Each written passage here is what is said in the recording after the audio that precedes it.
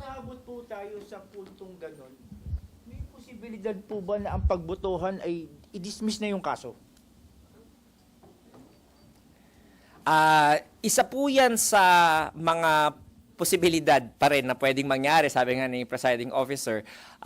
Pero kaya nga po natin hinihingan ng mga compliance ang House. Para kapag ni-raise po yung issue na yan by any party o may clarification na isang senator judge at maging issue na naman po for the impeachment court to decide on, meron na pong mas mabigat na basehan na wag nang i-dismiss. Dahil meron na pong opisyal na action at compliance ang House doon sa ipinag-uutos ng Senate Impeachment Court.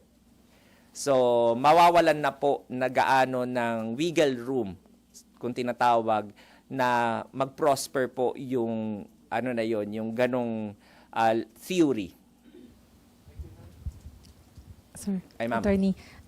So, di ba dun sa summons kay VP, she was given non-extendable 10 days to answer.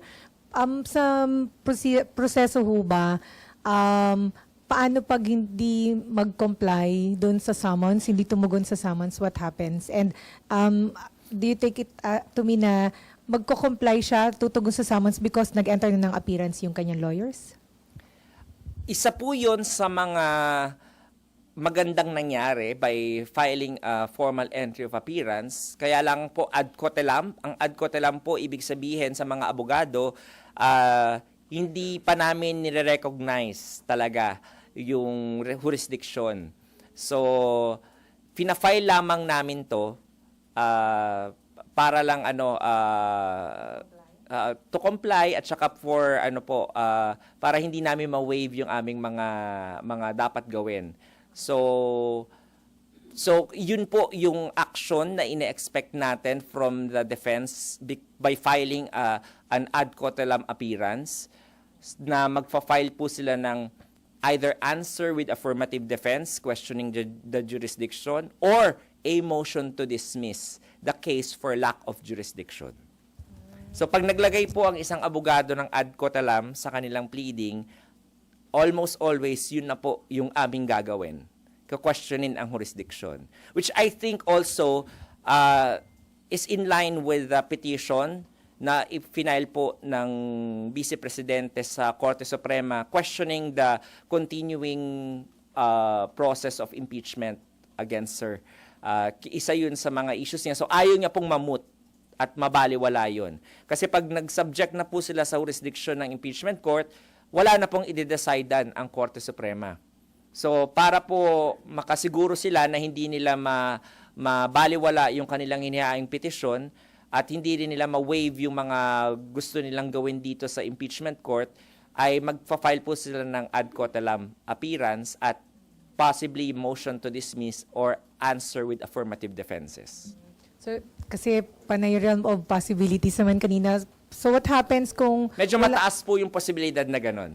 Based on experience po. Para po yung parang equation po yan sa ang ating litigation process. Parang equation po. Pag sinabi mong 1 plus 1, alam mo na kagad na 2 yun. Okay. So, Pero ganun din po dito. Pag nag-file ka ng ad cotelem, alam mo na kagad na yun yung possible na tactic ng depensa. Okay. Pero, what happens kung hindi sumagot sa summons? Can they choose to keep silent po? Nakalagay po sa Senate impeachment rules na magpapatuloy pa rin po ang impeachment process kahit na hindi po sumagot, hindi mag-file ng answer. At magpepresenta pa rin yung prosecution panel ng ebidensya, pero na-waive na po nung respondent yung kanyang karapatan para maghain naman po ng defense niya doon sa impeachment court. So, ibig sabihin, attorney, kung walang maging sagot ang VP, wala rin sasagutin ang prosecution panel, di ba? Kasi supposedly, given 5 days sila to answer. Tama po. So, lahat maghihintay na lang. Tama po. Pero as a litigant po, as a litigator, ako as a lawyer, mag-ahahain ba ako ng motion to dismiss?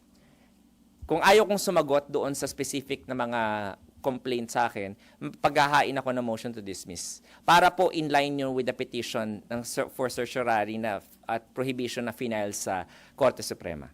Kaya sabi ko nga po sa inyo, parang equation lang po yan. 1 plus 1 is equal to 2. Doon na po tayo papunta. At matatapos. Kaya mas exciting yung i-cover nyo next week. Kaya hindi na kami yung kalaban ng House next week. Pag nag-file na yung yung defense Thank you, Attorney. by the 23rd, Monday. Kapag po nag-file ng motion to dismiss the case for lack of jurisdiction, ano na po magiging proseso next? Sa trial na po ba yun sa trial po ba yun gagawin? Paano po? Tama po, dahil may nakahaing motion po sa impeachment court, so sa susunod na proseso po, ang mangyayari dyan is ireresolba ang motion to dismiss. So magkakaroon na naman tayo ng diskusyon kung pwede po ba o hindi pwedeng i-dismiss ang isang articles of impeachment. So we will just cross the bridge when we get there and let the impeachment court decide on that matter. But yun pong, una po, yung pag-file po ng motion to dismiss, kailan po nila pwedeng gawin? Within the 10-day non-extendable time to file the answer. Pero yung pag-resolve po noon, kapag po nag-resume na yung, or nag-open na yung trial? Yes. Possibly By the 28th. Kasi isipin nyo yung timeline. The House prosecutors will end their term on June 30. So by that time, walang House prosecutors. Okay? So, kailangan mag-file o mag-appoint again ang House ng mga bagong House prosecutors kung sino yung tinatalaga ng 20th Congress. Kasi for all intents and purposes, patay na yung 19th Congress pag lumipas ng June 30. So, yung yung 20th Congress na. Pero paano nila magagawa yon? Yung pag-appoint ng bagong House prosecutors ng 20th Congress. It's through the official act, again, of the Congress, which is through a resolution by a majority vote of the members. So, ang sinasabi po ng impeachment court, since gagawin nyo na rin naman yan, isabay nyo na yung certification o yung communication ninyo na ratifying the articles of impeachment initiated by the 19th Congress para mag-crossover sa 20th Congress. So yun lamang po yung intention ng impeachment court. Attorney, isa na lang sa akin. Yung June 30 po, ano ang dapat i-file ng PROSEC noon? Yung sagot sa yung attestation na wala silang nilabag? Yung by June 30 po? Yes. Magpa-file po sila ng reply doon sa answer. Kasi po yun yung 5th day kapag nag-answer po yung respondent. Kapag hindi po nag-answer at nag-file po ng motion to dismiss, ang ifa-file po ng prosecutor ay comment and opposition to the motion to dismiss. Pero yung attestation na hinihingi ninyo, hindi siya hanggang 30 lang. Hindi po. Anytime they Pero want. syempre, dapat ma-file po nila before 30. Kasi nga po, sila po, yung 19th Congress po, yung nag-resolve po noon. So, ang kailangan mag-inform din po sana is the 19th Congress. Pero if hindi nila ma-file by 30, wala namang punishment. I don't think so na magpa-punishment. Kasi nga, again, nandyan naman po yung resolution and we welcome the compliance by the House of Representatives. It's just a matter of the formal informing the court of that official act of Congress po. Attorney, may nagpapatanong lang. Nabanggit kasi ni Senator Coco Pimentel na hindi siya pabor dun sa mga suggestion na questionin na lang sa Korte Suprema ng mga hindi nagsasabing mali yung ginawa ng impeachment court na pinabalik sa Kamara yung articles of impeachment kasi pwede daw yung trap at maaari daw yung makadelay pa sa impeachment process at maaring ma-divert yung attention doon sa kaso sa Korte Suprema sa halip na ma-focus yung attention doon sa main issue yung ang impeachment case against BP Sara. Would you like to comment on that, sir? Malaya naman pong gawin ng kahit sino ang gusto nilang gawin, whether mag-file po o hindi. Ang sinasabi lamang po ng presiding officer, tsaka po natin, na hindi po dapat sa Court of Public Opinion ini-air out yung mga ganyang mga hinaing. Kung talaga pong gustong magkakuha ng sagot, kung ano ba yung tama o mali na ginawa ng isang branch of government, ay kailangan po umakyat sa Korte Suprema. Now, kung ano po yung end goal ng pag-akyat nyo sa Korte Suprema, yun na lamang po yung kailangan nilang magtuos sa kanilang konsensya. Ano bang epekto nun? So, maaaring tama po at maaaring mali rin po yung view na yon ni Senator Judge Coco Pimentel. But it is up to them po. But sabi ko nga po, any lawyer worth his salt will avail of those remedies if they really feel aggrieved by the actions of the court. Pero tama nga, pwedeng makadelay at mapapaboran daw dito si VP Sara. Para akong yung nag-aano sa multiverse of madness si Doctor Strange. Yung iniisip ko yung mga permutation na pwedeng mangyari sa utak ko di ba? Pwede at hindi. Oo, ako pwede at hindi. Pwede at hindi, no? Hindi ko rin alam yung magiging epekto kasi katulad ninyo po, katulad nating lahat. This is the first time that this has happened.